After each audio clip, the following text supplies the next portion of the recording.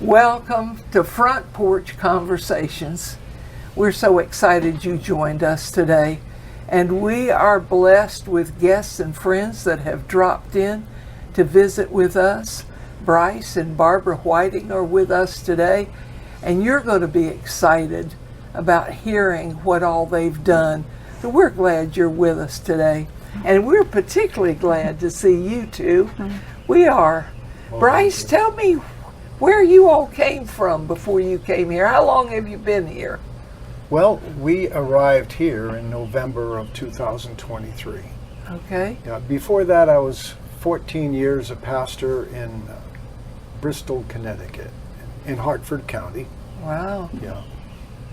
And prior to that, other short pastorates, but then a term overseas. We were actually 2 terms.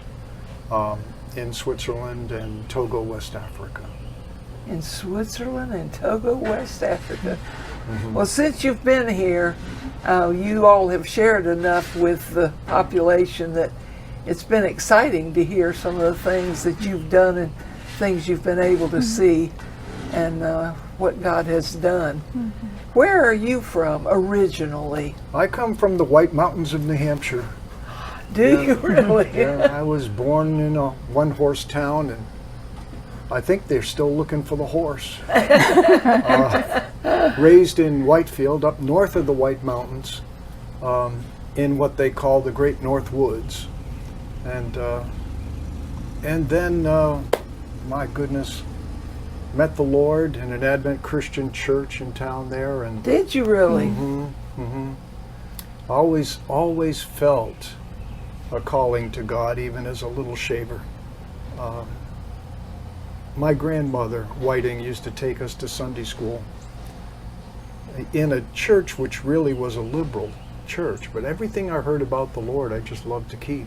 Is that right? And so that was his calling on my life. I went to a Catholic kindergarten and was just enchanted with the stories that we were told about the Bible. And then one day when Sunday school ended in a Methodist church I was in, which didn't preach the gospel. It ended for the summer. I walked across town to the only other church that had Sunday school in the summer, and that was an Advent Christian church. Is that right? Yeah, and met the Lord. Isn't that wonderful? My stars. Yeah. The paths he takes us on to find him. Amen. Oh my goodness. How did that impact your family? Well, it's interesting. I was the only one in the family going. But after that, they started to come. I remember going to a Christian camp in White River Junction, Vermont, when I was 11 years old. I won a scholarship there, and it's a good thing because otherwise it would have cost me $10.50 for the week. Yes. Yeah.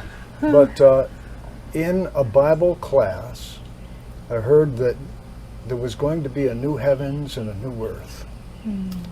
That Jesus would come, this old world would pass away, and a new one would be created. And I thought, wow. And I was writing down all these notes. So I went home at the end of camp and I shared all my notes with Mom. And she was so interested and started attending church with me. Yeah. Oh, so when I was 13, we got baptized together. Yeah. In a pond, Burns Pond. Was it her mother that used to take you to church? No. No? It was my father's mother. It was. My grandmother Whiting. I'll be. Yeah, That's and right. You said many that. years later, as we had her at our house, she asked, "What does it mean to be born again?" Wow. And She didn't know. that created goodness. a wonderful conversation. My goodness. Yeah. Did you have siblings? I was raised in a family of 7 kids, actually. So I was the second one in order. My sister, I had an older sister, 1 year older, but I was smarter and more mature. Oh yeah, yeah. You're such a brother. Yeah. 5 sisters and a brother. Yeah. 5 sisters and a brother. My word. Two of them came from a second marriage. There was a divorce when I was a little shaver. Right. And, what can I say? It wasn't a good home life. It wasn't a good home growing up experience. Because my first father, as well as my second, were alcoholics. Mm-hmm. And the second one was very abusive. But the Lord gave me Christian gentlemen in the church that acted like my dad, and just manages to find ways to heal you. He had his hand on you from early on. From early, yeah. Yeah, that's obvious. Well, Barbara, where did you grow up?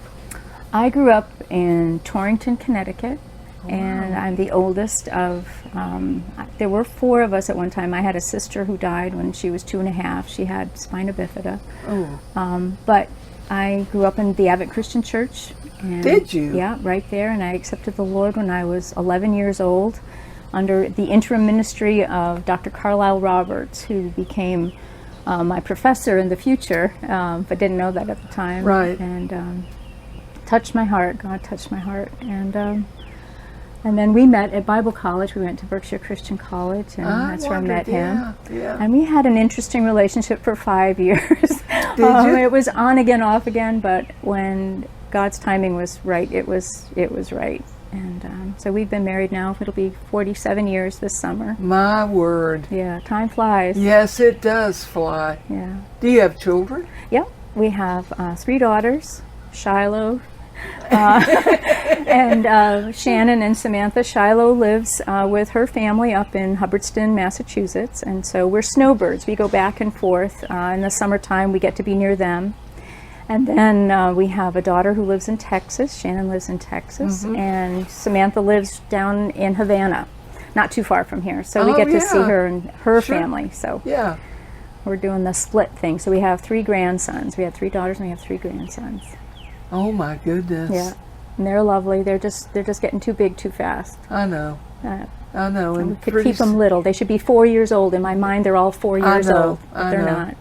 I still keep pictures of mine at 4 years old on the phone. Yeah. They're far more attractive than they are when they get up older. I still keep the voice messages of when they sing happy birthday to me in their little baby voices. I can't get rid of those. I know. Yeah. I know.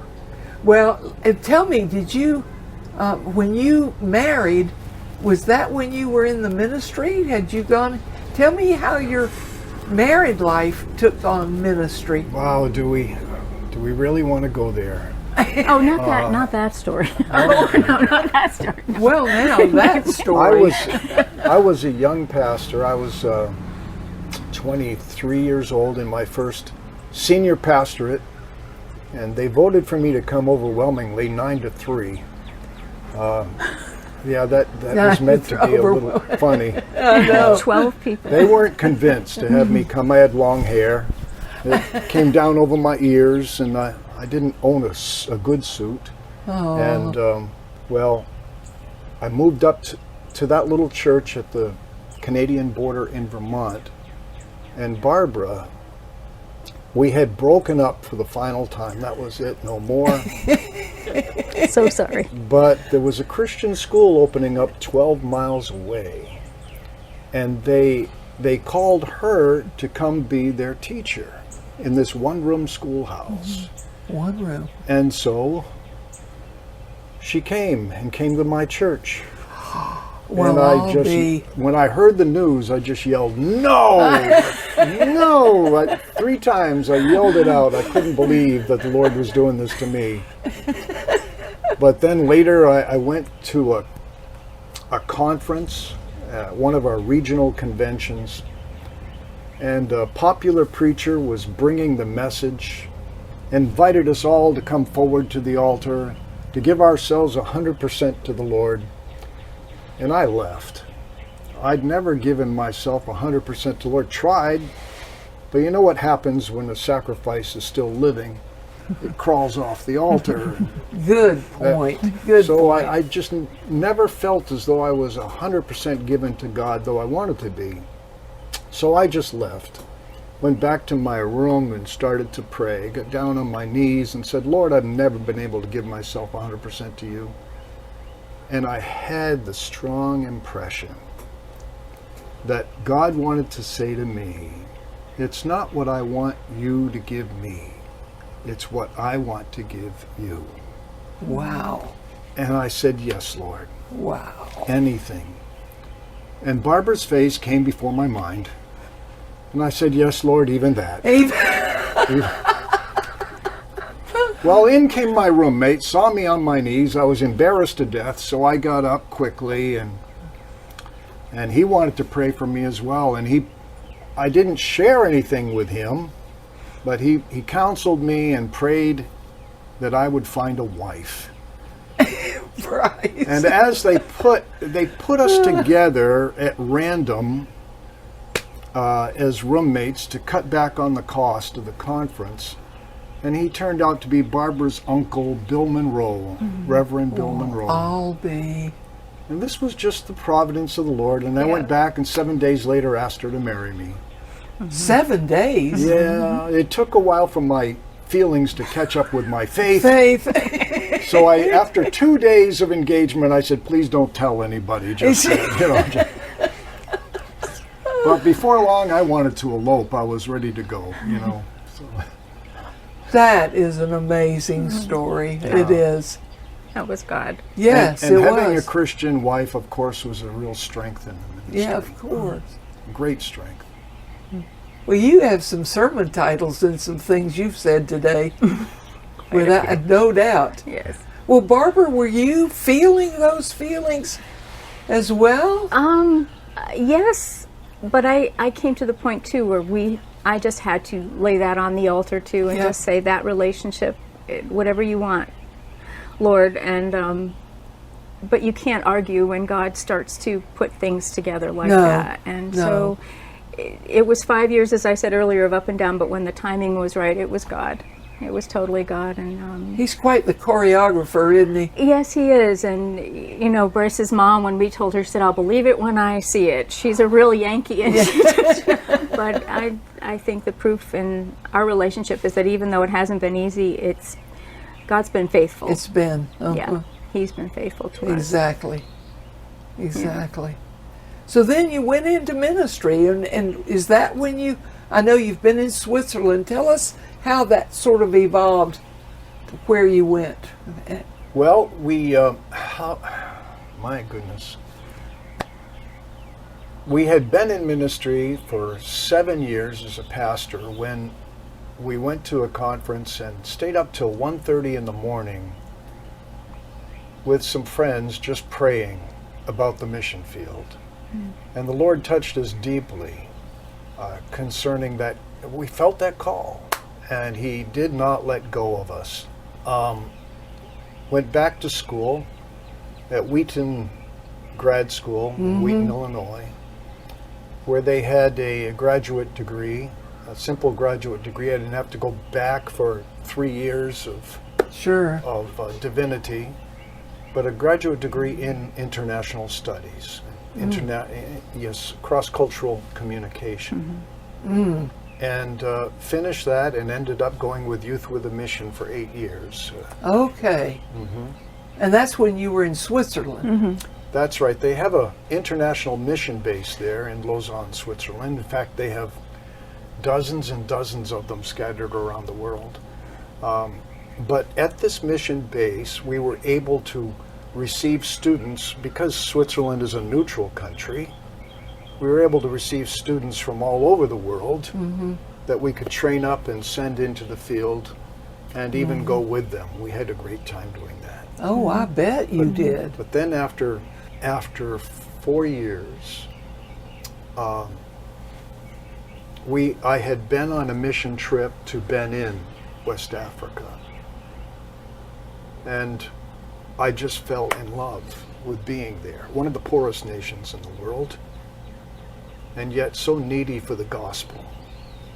And I wrote a card to Barbara as she was back in Switzerland. I said, pack your bags, we're moving to Africa.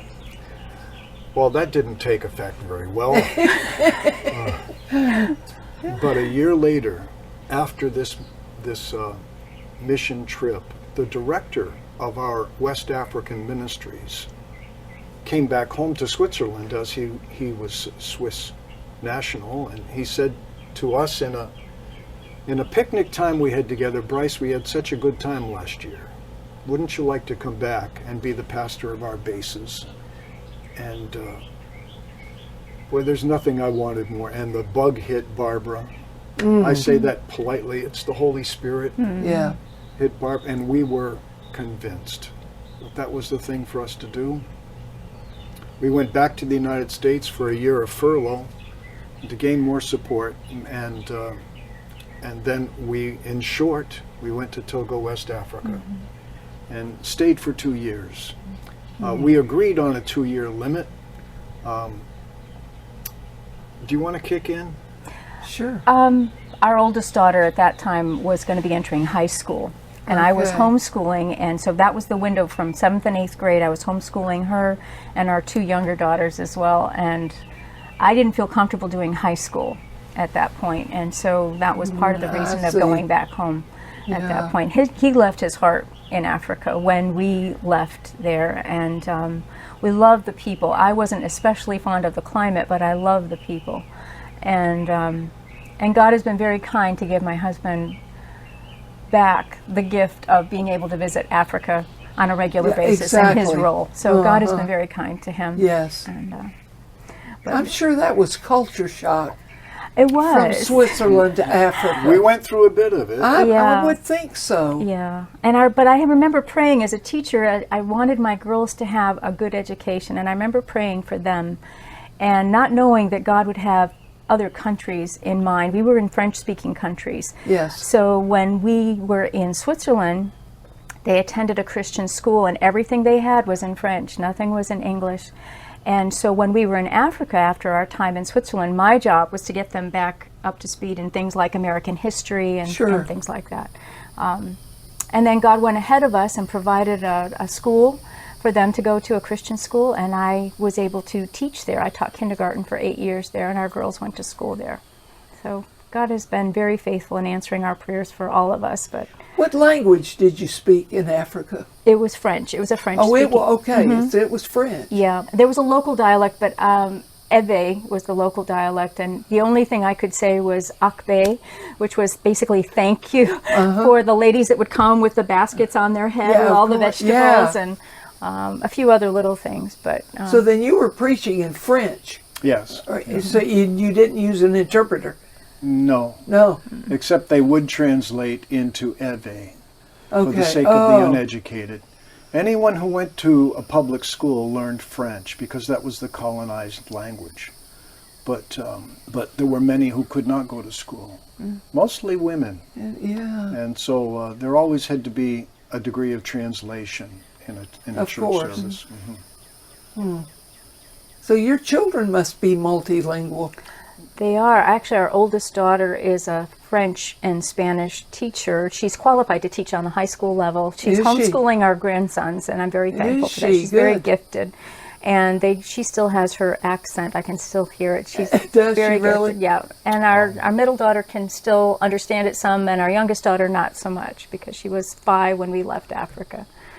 But no, they've all been impacted by the culture. And I think every young person should experience an overseas culture, even just for short term. It changes how you look not only at your own country, but how you relate to God and other people, because it's not all like here. It's not all like the United Oh, States. that's the truth. Yeah, we're spoiled here. Yes. Yeah. Yeah. I agree.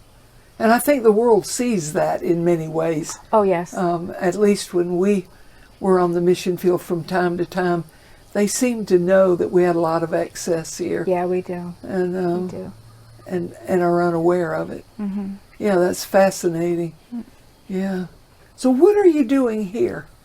I know you all hit the road running, and I know Bryce is representing the denomination, but what are you doing, Barbara? I love, my second career was in library, so I retired after 13 years from Bristol at the public library there, so that's my second passion. As a kindergarten teacher, your knees get old before, and so God very kindly gave me another job, which I loved. So I volunteer at the Village Library. I volunteer at the archives, and I also do the display window over by the Village Grocer. Do you? And I'm in the choir, and sometimes I've been known to prune some of the trees, the vines over there, and I get to keep her home once in a while. once in a while Right, I'm yeah, home. right, And I love right. WHFMS. I'm involved with them. I do and, too. that's a wonderful group of ladies, and God's been very kind to us. I wasn't expecting to love it so much here, to be honest. I've been blown away by the community, and it's going to be hard to leave for the summer. I know. You do have the best of both worlds right now. You do, but I've been so impressed at how real the two of you are, and have wanted to get to know you better. And I know our viewers are going to be excited to get to know you better. So when do you leave to go back up north? The middle of June. We're going up Father's Day weekend. Are yeah. you? Okay. Yeah, he has a funeral, actually a gravesite. It's actually the uncle that he referred to. My Uncle Bill passed away last January, and it was his request that Bryce do his gravesite service. Oh, my word. So we're going back for that. Yeah. Yeah. That's good. Yeah. Well, it's so exciting to get to know you a little bit. Thank you. It really is. I know you could tell many, many stories. Oh, has anything surprised you since you've been here at the Advent Christian Village that you weren't expecting? One of my big surprises is that she loves the place. She has been fighting my desire to come to Florida all of our married life. Every once in a while the topic of retirement would crop up, and no, Florida, no. She'd rather fight snowstorms than hurricanes. You are so afflicted. I am. How long has it been that way? Well, it's been a while. I remember thinking too that it would be, in moving here, when we finally made the decision, and God opened that door too, as He has our whole life. Yes. But when God opened that door, it was like I would tell people, they would say, you're going to Florida. Oh, they have hurricanes there. And I would say, no, not where we're going. No. And then so it's my fault that you've had hurricanes. It's all my fault. Well, now we know where to throw rocks. Yes, it's all my fault. But no, it's a blessing to be here. Yeah, well, I'm glad to hear that. Yeah. I'm glad to hear that. Well, if you had to, with your ministry behind you now a bit, if you had advice to give to youth today, what would it be, both of you? Oh my. It's a huge desire of my heart that young people understand the importance of a permanent relationship. Amen. When you marry someone, stay with them for life. And before you marry, hold off on the physical intimacies until that wedding night. Save yourself and save that young girl for that permanent marriage. Our heroes on television and in the movies don't understand. Nope. They are promoting the wrong lifestyle, the wrong point of view. So that's just a huge burden on my heart, that young people would understand and save themselves for that long-term relationship in the Lord. A godly marriage is the best way to go. It's the only way to go. It is. Yeah. And what a refreshing biblical approach. And it sounds so new to them. They think it's news, and it's not news. No. It's the old way. That's right. What would you say, Barbara? One of the quotes that I've loved for a long, long time is by C.T. Studd. And it's, "Only one life, 'twill soon be past. Only what's done for Christ will last." And I think if you have a perspective that's eternal, it changes how you live your life. And this isn't all there is. And so live in a way that pleases God. Love the Lord your God with all your heart, soul, mind, and strength, and your neighbor as yourself. You're such an asset to this community. Oh, God bless you. And ever since you've been here, I've wanted to have lunch with you. Oh. I have. My husband and I both have. You have stirred things in our hearts that mean a great deal to us, too, that are important to us. And I'm so glad that our residents get to see how down to earth and committed you are. And we're just glad you're here. Thank you. And here we are at the end of another conversation. Don't you wish we could go on forever? But we thank you so much for being here. It's been and an we honor. hope that you'll come back and visit with us again.